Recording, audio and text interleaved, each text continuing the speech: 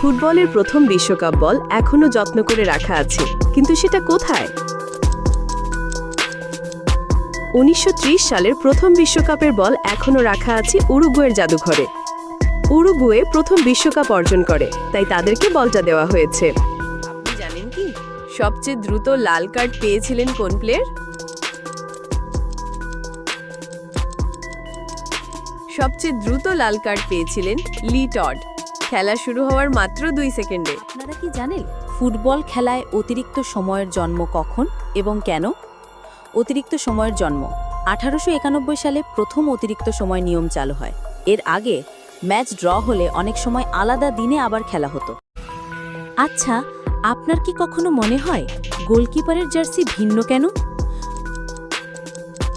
গোলকিপারের jersey ভিন্ন হওয়ার কারণ আছে। 1909 সালে নিয়ম করা হয় যে গোলকিপারকে আলাদা রঙের জার্সি পরতে হবে, যাতে রেফারি সহজে চিনতে পারেন। আপনি জানেন কি ফুটবল ইতিহাসের সর্বোচ্চ গোলদাতাকে? ফুটবল ইতিহাসের সর্বোচ্চ গোলদাতা হলেন ক্রিস্টিয়ানো রোনাল্ডো, CR7। তিনি এখন পর্যন্ত 850 বেশি গোল করেছেন। জানেন ফুটবল ম্যাচের সবচেয়ে বড় দর্শক সংখ্যা কবে এবং কোথায় হয়েছিল? 1950 সালে ব্রাজিলে ম্যারাকানা স্টেডিয়ামে খেলা দেখতে এসেছিল প্রায় 2 লাখ মানুষ। এটাই এখন পর্যন্ত ফুটবল ইতিহাসের সবচেয়ে বড় দর্শক সংখ্যা।